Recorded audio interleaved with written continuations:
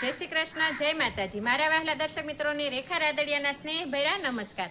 મિત્રો, પવિત્ર શ્રાવણ મહિનો ચાલી રહ્યો છે અને મેં તમને કીધું હતું કે હું અમરેલીમાં એવા જૂના નવનાથ છે, હું તેમના દર્શન તમને હું કરાવીશ, પણ 2-3 દિવસથી વરસાદ વધારે હતો એના કારણે દર્શન નથી થઈ શક્યા અને હવે આ મિત્રો આપણી પાસે રહ્યા છે 2 દિવસ શ્રાવણ મહિનાના। તો હું આજે તમને એક એવા મંદિરના દર્શન કરાવીશ કે એક સ્વયંભૂ છે, ભગવાન મહાદેવ છે તે સ્વયંભૂ છે અને વર્ષો જૂનું તે મંદિર છે।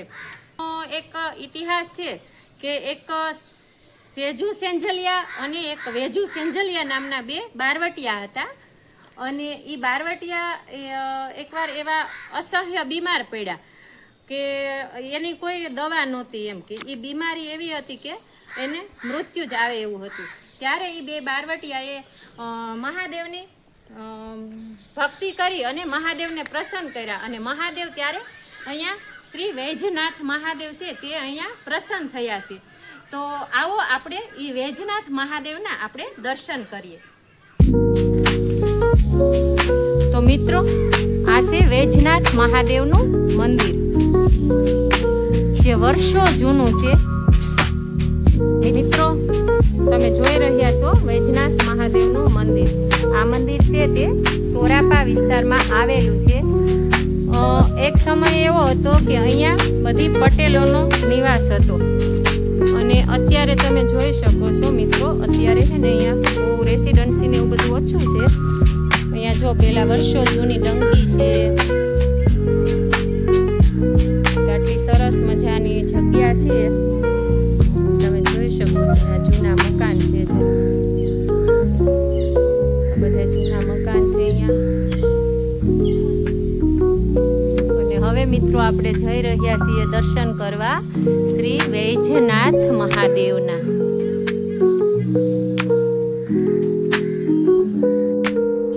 તો મિત્રો, આ છે વૈજનાથ મહાદેવ। જે તમે જોઈ શકો છો, જો વર્ષો જૂનો એમ કે અત્યારે એ પથ્થરમાં કંડારેલો છે, તમે જોઈ શકો છો, પથ્થરમાંથી બનાવેલો કાચબો છે। આ છે વૈજનાથ મહાદેવનું મંદિર, એ સ્વયંભૂ વૈજનાથ મહાદેવ, જય વૈજનાથ મહાદેવ। અહીંયા ગોખલામાં ગણપતિ બેસાડ્યા છે।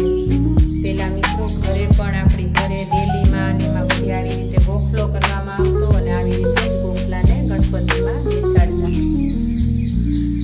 છે। આ બાજુ પણ તમે જોઈ શકો છો, હનુમાનજી કંડાળેલા છે પથ્થરમાં, જે સરસ હનુમાનજી દાદાની પણ મૂર્તિ છે।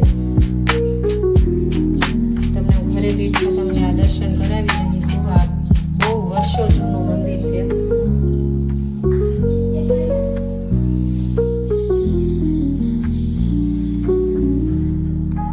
આવી રીતે કંઈક છે ઉપરનું।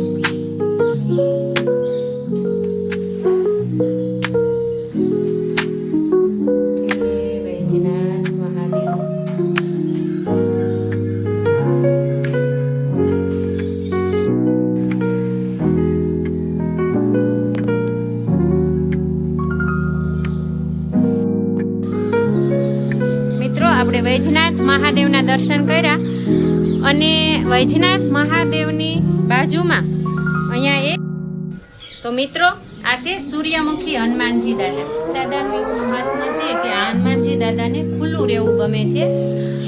એમને જ્યારે આ લોકોએ આ બનાવ્યું ત્યારે એ બનાવવા નહોતા દેતા, એટલું માંડ બનાવ્યું।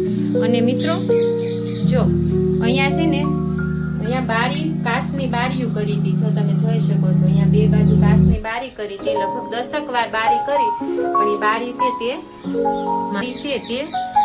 હનુમાનજી દાદા છે તે તોડી નાખે છે અને જે લોકો બારી કરવા આવ્યા હોય તેને પણ એવું કંઈક થઈ જાય કે જેના કારણે એને કામ કરવામાં મન ન લાગે। એટલે આ એમનું મહત્વ છે, એમને ખુલ્લું રહેવું ગમે છે। એટલે જો તમે જોઈ શકો છો, બધી બાજુથી તે ખુલ્લું છે। તો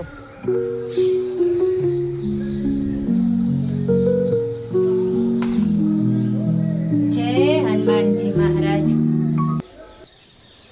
તો મિત્રો, આપણે વૈજનાથ મહાદેવના દર્શન કર્યા, જે સોરાપા વિસ્તારમાં આવેલું હતું અને બહુ વર્ષો જૂનું છે. લગભગ હું મારા ખ્યાલ પ્રમાણે અહીંયા હું પહેલી વાર આવી છું. એટલે ઘણા બધા લોકોને ખબર નહીં હોય કે અહીંયા એક મહાદેવનું મંદિર છે. તો આ શ્રાવણ મહિનામાં ઘણા બધા લોકો નવે નવનાથના દર્શન કરવા માટે નીકળે છે. તો અમુક લોકોને ખબર હશે, એ લોકો અહીંયા દર્શન કરવા માટે આવ્યા હતા. મને ઘણા બધા બહેનો અહીંયા મળ્યા દર્શન કરવા માટે, એ લોકો આવ્યા હતા. તો મેં તમને કીધું છે કે હું તમને અમરેલીમાં જે જૂના જે સ્વયંભૂ મહાદેવના મંદિર છે, જે નવનાથ, એ નવે નવનાથના હું તમને દર્શન કરાવીશ. તો એમાંનું છે આ એક વૈજનાથ મહાદેવ. અને મિત્રો 2 દિવસ વરસાદ બહુ હતો, એના કારણે વિડીયો નથી બની શક્યો. તો હવે શ્રાવણ મહિનાના અંતમાં હવે 2 દિવસ રહેશે, તો હું તમને હજી 2 મહાદેવના મંદિરના વિડીયો દર્શન કરાવવાના બાકી છે, તે હું તમને કરાવી દઈશ. એક આજે કરાયો અને એક હવે હું તમને એક બાકી છે, એ હું તમને કાલે કરાવીશ. તો મિત્રો આ વૈજનાથ મહાદેવ છે તે ખૂબ વર્ષો જૂનું છે, બારવટિયા વખતનું.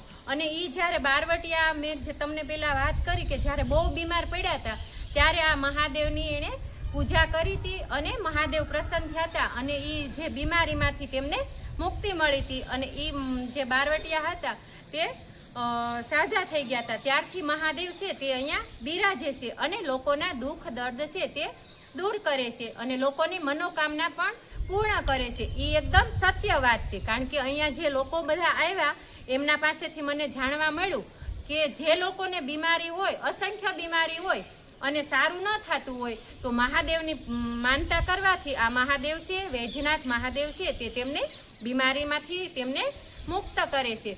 તો અમરેલીમાં રહેતા લોકોને મારી વિનંતી છે કે આવા જૂના મંદિરો છે જે સ્વયંભૂ પ્રગટ થયેલા છે, તો તેમના દર્શન કરવા માટે અવશ્ય આવવું જોઈએ.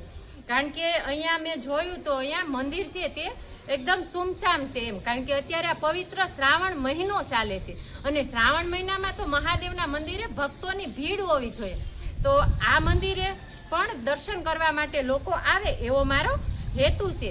કારણ કે બહુ વર્ષો જૂના બધા મહાદેવ થઈ ગયા છે અને જે એમનો સત્ય ઇતિહાસ છે, તો આપણે તેમના દર્શન કરવા માટે આવવું જોઈએ. અને સાક્ષાત અહીંયા આવી અને તમારે કોઈ પણ માનતા હોય કે કોઈ પણ તમને તકલીફ હોય, તો તમે મહાદેવને તેની સાથે તમે વાત કરી શકો છો. એટલે મહાદેવ છે તે તમને તેમાંથી તમને ઉગારે છે. તો મિત્રો આ હતા વૈજનાથ મહાદેવ, એમના દર્શન આપણે કર્યા અને મેં તમને યુટ્યુબના માધ્યમથી, મોબાઈલના માધ્યમથી ઘરે બેઠા તમને દર્શન કરાવ્યા. કારણ કે આ ભાગદોડવાળી જિંદગી છે, આ ભાગદોડવાળી જિંદગીમાં ઘણા લોકોને સમય મળે છે, ઘણા લોકોને સમય નથી મળતો. કોઈ કારણોસર તમે અહીંયા આવી ન શક્યા હોય, તો હું તમને મોબાઈલના માધ્યમથી તમને દર્શન કરાવું છું. તો તમે મનોમન મહાદેવના દર્શન કરી લેજો. મહાદેવ બધાને સ્વસ્થ રાખે, સુખી રાખે, તંદુરસ્ત રાખે તેવી વૈજનાથ મહાદેવને પ્રાર્થના. હર હર મહાદેવ.